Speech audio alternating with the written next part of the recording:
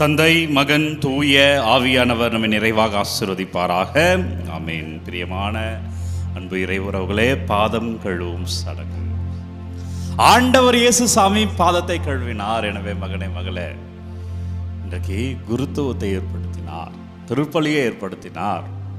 எனவே குருத்துவம் உண்டானது. எனவே நமது மண்ணிலே ஆன்மீகம் உண்டானது. உலகெங்கும் சென்ற குருக்கள் அங்கங்க இடங்களிலே ஆலயங்களை எழுப்பி ஆன்மீகத்தை பரப்பி கொண்டிருக்கிறார்கள், இறைப்பணி செய்து கொண்டிருக்கிறார்கள், மக்களுக்கு நற்செயல்களை செய்து கொண்டிருக்கிறார்கள். காரணம், ஆண்டவர் குருத்துவத்தை ஏற்படுத்தினார். அப்பா நன்றி என்று சொல்லி அவரை ஆராதிப்போம். அன்பர்களே, குறிப்பாக இன்றைய குருத்துவத்துடைய நாள். எனவே உங்கள் குருக்களை நினைத்து பாருங்க. உங்கள் வாழ்க்கையில உங்களுக்கு ஞானஸ்தானம் கொடுத்த குருவை நினைத்து நன்றி சொல்லுங்க. உங்களுக்கு திருமணத்தை நடத்தி வைத்த குருவை நினைத்து நன்றி சொல்லுங்க. பிரியமான அன்பு இறைபுறவுகளே, குருக்கள் கத்தோலிக்க கிறிஸ்துவனுடைய வாழ்வினுடைய அங்கம். உங்கள் வாழ்க்கையிலே குருக்களை பிரித்து பார்க்க முடியாது. நீங்கள் வேறு, குரு வேறு அல்ல. உங்க குடும்பம் வேற, குரு வேற அல்ல. உங்க வீட்டில் தொடங்குற பிறப்பிலிருந்து ஞானஸ்தானம் கொடுக்கிறதிலிருந்து உங்கள் வீட்டில் நடைபெறுகிற இறப்பு வரை, அவரை அந்த கல்லறையில இறக்கும் வரை அந்த இறு ஜெபத்தை சொல்பவர், செய்பவர் ஒரு குரு. எனவே அந்த குருத்துவத்தோட உண்டாக்கிய நாள், நீ குருத்துவத்தோடைய நாள். எனவே உங்க குருமார்களை நினைத்து உங்க பங்கு குருட்ட போய் நன்றி ஃபாதர்ன்னு சொல்லுங்க. ஹாப்பி ஃபீஸ்ட் ஃபாதர்ன்னு சொல்லுங்க. திருவிழா வாழ்த்துக்கள் ஃபாதர்ன்னு சொல்லுங்க. பிரியமானவர்களே, ஆண்டவர் இன்றைக்கு குருத்துவத்தை ஏற்படுத்தினார். எனவே யார் இந்த குருக்கள்? ஏன்னா இன்னைக்கு ஒரு நாள் தான் குருக்களை பற்றி நினைச்சு பார்க்கணும். ரொம்ப ஈஸியா குறை சொல்லிடுவோம்ல. என்னப்பா சாமியாருங்களா இப்படி இருக்கிறாங்க, என்ன சாமியாருங்களா என்ன பெருசா செஞ்சுட்டாங்க, என்ன விலைய குறையா இருக்குது அப்படின்னு சொல்ற வாய் தான் அதிகம் இல்லையா? அவர்களை நினைத்து பார்ப்போமே, ஏன் இப்படி இருக்கு? என்ன செய்யறாங்க இந்த குருக்கள்? யார் இந்த குருக்கள்? கடந்த செவ்வாய்க்கிழமை எங்களுக்கு கிறிஸ்தவ மாஸ் நடைபெற்றது மறை மாவட்டத்தில். அப்போ ஒரு ஃபாதர்கிட்ட பேசிட்டு இருந்தேன், இந்த குருத்துவத்தோடைய நாள், நீ என்ன நினைக்கிற, குருத்துவத்தை பற்றி என்ன நினைக்கிறேன்னு சொல்லி என்னுடைய நண்பர் அவர் ஃபாதர்கிட்ட கேட்கும்பொழுது அவர் சொன்னார், ஒரு குரு ஒரு ஊருக்கு வருகிறார் என்றால் அந்த ஊரில் ஒரு மாற்றம் பண்ண தான் வரார். ஆனால் என்ன பண்ணுறாங்க, மக்கள்லாம் சேர்ந்து அந்த குருவே மாற்றிடுறாங்க. ஒன்று அந்த ஊரை விட்டு மாற்றிடுவாங்க, இல்லை அவரை மாற்றிடுவாங்க. அவர் சொன்னார் ரொம்ப ரொம்ப வேதனையோடு, நான் எங்கள் மக்கள்கிட்ட சொல்லிட்டேன், பிரேமே, நான் கனவுகளோடு இந்த இடத்துக்கு வந்தேன், இன்னைக்கு நான் உங்களை மாதிரியே மாறிட்டேன், என்னை எதையுமே நீங்கள் செய்ய விட மாட்டேறீங்க. நண்பர்களே, குரு ஆலயத்தில் புரளி பேசாதன்னு சொல்லுவார். குரு ஆலயத்தில் புரளி பேசாதன்னு சொல்லுவாரு. ஆனா வாசல்லையே போய் அந்த ஆலய வாசல்ல அந்த குருவை பத்தி புரளி பேசுவாங்க. ஒரு குருவானவருடைய வேலை என்றால், குருவானவர் ஆன்மீகத்தை வழிநடத்தணும். தவறு ஆன்மீகத்தில் இருக்கிறதா சுட்டி காட்டணும். அப்படி சுட்டி காட்டிட்டாருன்னு வச்சுக்க, அந்த குரு காலி. ஒரு குடும்பத்துல சொல்லிட்டாருன்னா அந்த வீட்டுல தான் அன்னைக்கு மீட்டிங்கே நடக்கும். அக்கா வா, அண்ணா என்ன சாமியார் பேசுறாரு, ஒருத்தரை சொல்லியிருப்பார், அம்மா செய்யாதீங்க தப்பு, அண்ணா செய்யாதீங்க தப்பு. அவன் சொந்தக்காரன், பந்தக்காரன், அன்பிகாரன் எல்லாம் அந்த வீட்டில் கூட்டம் நடக்கும். நண்பர்களே, ஆண்டவர் பார்த்து கொண்டு இருக்கிறார். இந்த குருமார்கள் அவருடைய பிள்ளைகள், அவர் உண்டாக்கியது குருத்துவம். அந்த குருத்துவத்தை பத்தி நீ பேசுகிற பொழுதெல்லாம் அவர் பார்த்து கொண்டு இருக்கிறார் என்பதை கத்தோலிக்க கிறிஸ்துவமே மறந்துடாத. ஏன்னா குருத்துவத்தை யோசிச்சு பார்க்க வேண்டிய நாள் இது. எங்களுடைய அந்த நாளில் செவ்வாய்க்கிழமை குருத்துவத்துடைய நாள். எங்களுடைய குருத்துவத்தெல்லாம் புதுப்பித்து கொண்டு கடைசியாக நாங்கள் கத்தீட்ரல் சர்ச்சுக்கு போகிறோம். அங்கே இருக்கிற ஒரு 500 குருக்கள் அமர்ந்திருக்கிறோம். அப்போது ஆயர் எங்களோடு பகிர்ந்து கொள்கிறார். அவரும் ஒரு குரு தானே. அப்போ அவர் சொன்னார், உங்களுக்கெல்லாம் வாழ்த்துக்கள், உங்களுக்கெல்லாம் வாழ்த்துக்கள், குருத்துவத்தோடைய நாள். அதே வேளையிலே குருத்துவம் என்பது மிக கடினம் என்பதை நான் அறிவேன். ரொம்ப கஷ்டம் உண்டு, சவால்கள் உண்டு. இந்த இடத்துல நின்று பாருங்க, அப்பதான் தெரியும். கஷ்டங்கள் உண்டு, சவால்கள் உண்டு, தவறாக பேசுவார்கள். அதான் சொல்றல, ஒருத்தரை நம்ம சொல்லியிருப்போம், நம்ம ஏன் உங்களை சொன்னோன்றதை விட்டுடுவாங்க. ஆனா நம்ம திட்டோம் பேரே கெடுப்பார்கள். அந்த பங்குல நம்ம பேரே கெடுப்பார்கள். வெறுத்து போய் அந்த பங்கு விட்டு போயிடலாம் அப்படின்னு அந்த ஒரு குரு தோன்றும். எப்படா மாற்றம் கொடுப்பாங்கன்னு ஒரு குருவுக்கு தோன்றும். வேலை செய்யணும்னு அந்த குரு, கனவோடு வந்த குரு, லட்சியங்களோடு வந்த குரு. நான் இப்ப வெளிப்படையா சொல்றேன், மற்ற குருக்கள் சொல்லல. இவ்வளவுதான் வித்தியாசம். இறைவன் அறிவார், நம் கடவுள் அறிவார் வேதனை என்னவென்று. எனவே பெரியமானவர்கள் அப்ப பிஷப் சொல்றாங்க, ரொம்ப சவால்கள் நிறைந்த பணி, கஷ்டங்கள் நிறைந்த பணி. நம்மை பற்றி தவறாக பேசுவார்கள், தவறாக புரிந்து கொள்வார்கள். அப்படி நிறைந்த ஒரு பணி. கடைசியா ஒரு வார்த்தை சொன்னார், தனிமை. குருத்துவத்தில் இந்த தனிமை, கடவுளோடு தான் இருக்கிறோம், ஆனா அந்த உலக பார்வையில் நாங்கள் தனியாகத்தான் இருக்கிறோம். கடவுள் எங்களோடு இருக்கிறார், தூதர்கள் எங்களோடு இருக்கிறார்கள்.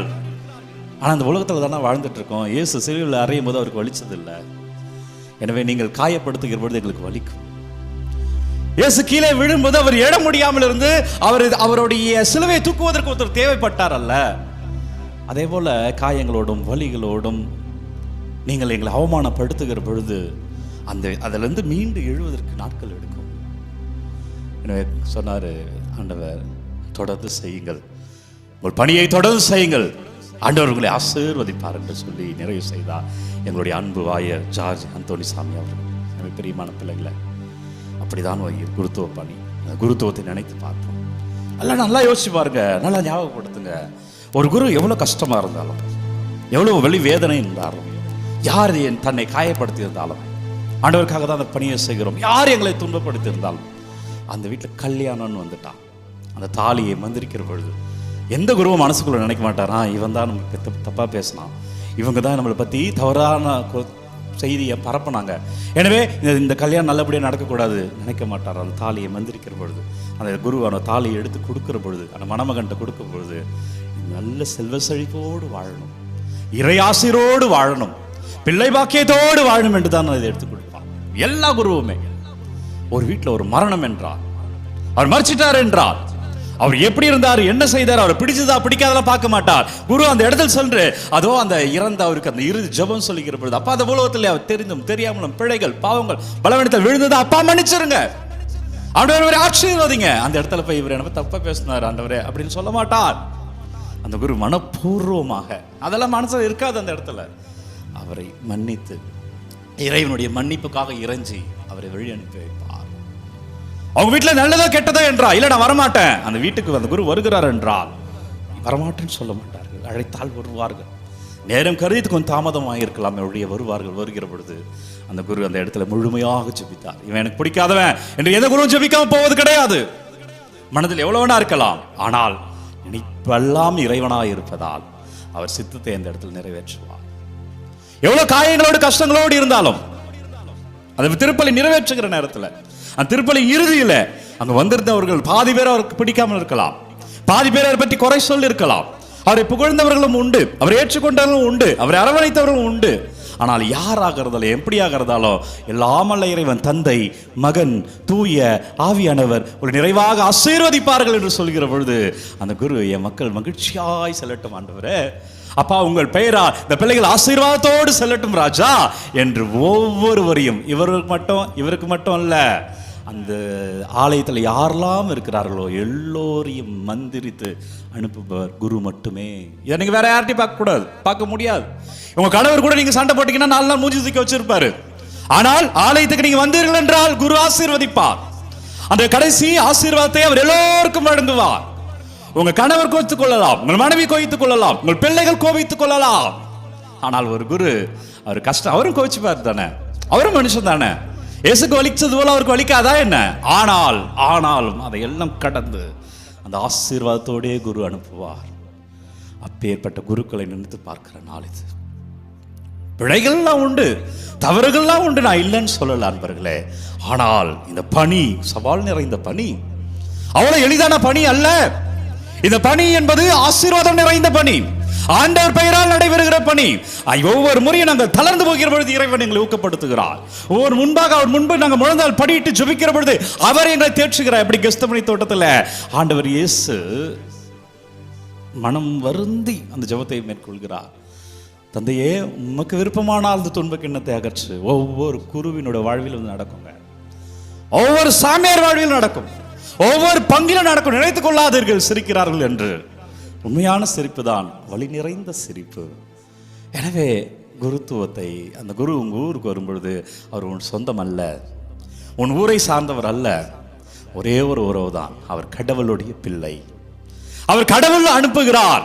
அந்த ஊருக்கு அவர் வழியா ஆண்டவர் ஆன்மீகத்தை தருகிறார். அப்ப எவ்வளவு வரவேற்கணும், எவ்வளவு ஏற்றுக்கொள்ளணும். எனவே பிரியமுள்ள அன்பு இறை பிள்ளைகளே, இந்த குருத்துவத்தின் நாளா இருக்கிற இன்றைக்கு உங்க குருமார்களுக்காக ஜெபிங்க. ஏற்கனவே சொன்னல, உங்களுக்கு ஞானஸ்தானம் கொடுத்தவங்க, உங்களுக்கு திருமணத்தை நடத்தி வைத்த குரு, அப்புறம் உங்கள் பங்கில் இருக்கிறவங்க பங்கு குரு, அவர்களுக்காக ஜெபிங்க. முடிந்தால் அவருக்கு அழைப்பு கொடுத்து ஒரு ஃபோன் பண்ணி, ஃபாதர் ஹாப்பி ஃபீஸ்ட் ஃபாதர் என்று சொல்கிறேன். ஆண்டவர் குருத்துவத்தை ஏற்படுத்தினார். இயேசு அவர் இடத்திலிருந்து இறங்கி வந்து தன்னுடைய வேலாடையை கழட்டி இடைக்கச்சையை கட்டி கொண்டு சீடர்களுடைய பாதங்களை கழுவினார். எதை குறிக்கிறது தெரியுங்களா? அவர் விண்ணகத்திலிருந்த கடவுள் மனிதர்காய் மண்ணகத்துக்கு இறங்கி வந்ததை, அவர் எழுந்து வருவதை குறிக்கிறது. அவர் மேலாடையை எடுப்பது, அவர் இடைக்கச்சையை கட்டிக் கொள்கிறார், அவர் டவல் கட்டிக் கொள்கிறார். பாதம் கழுவதற்கு முன்னாடி அது அடிமையினுடைய வேலை. அடிமைகள் எஜமான்களுடைய கால்களை கழுவுகிற பொழுது அந்த காலத்திலே அதை கட்டிக்கொண்டு பாதம் கழுவி விடுவார்கள். இயேசு அடிமை கோலத்தை எடுத்தார், தன் நிலையிலிருந்து இறங்கி வந்தார் என்பதை குறிக்கிறது. மீண்டும் கழுவி முடித்த பிறகு தன்னுடைய இடத்திற்கு செல்கிறார், தன் மேலாடையை அணிந்து கொள்கிறார். மீண்டும் அவர் உயிர் தெழுந்து பரலோகத்துக்கு சென்றதை குறிக்கிறது.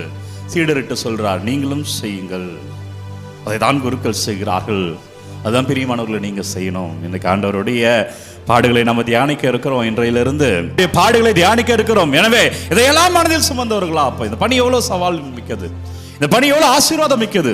நான் இன்னும் எவ்வளவு ஆண்டவருக்குள்ள நிக்கணும், நான் இன்னும் அபிஷேகமா நிக்கணும், என் ஆண்டவர் பெயரால் நான் செயல்படணும், என் ஆண்டவர் பெயரால் நான் நிற்கணும். அப்பா என்னை தொடுங்க, ஆண்டவரே என்னை தொடுங்க என்று நம்மை அர்ப்பணிப்போம்.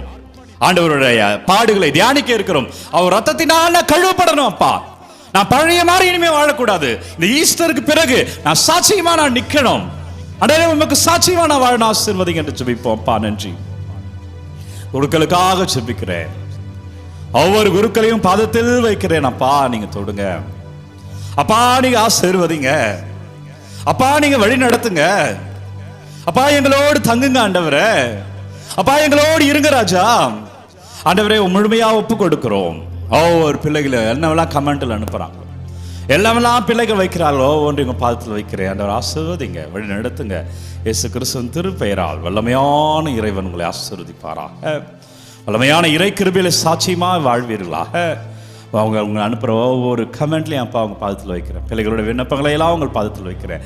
இயேசு கிறிஸ்துவின் திருப்பெயரா நீங்கள் அபிஷேகமா இருப்பீங்க. வல்லமையான இறைவன் தருகிற ஆசீர்வாதத்தை தலை வணங்கி பெற்றுக்கொள்வோம். எல்லாம் அல்ல இறைவன் நம்மை தந்தை, மகன், தூய ஆவியார் நம்மை நிறைவாக ஆசீர்வதிப்பாராக.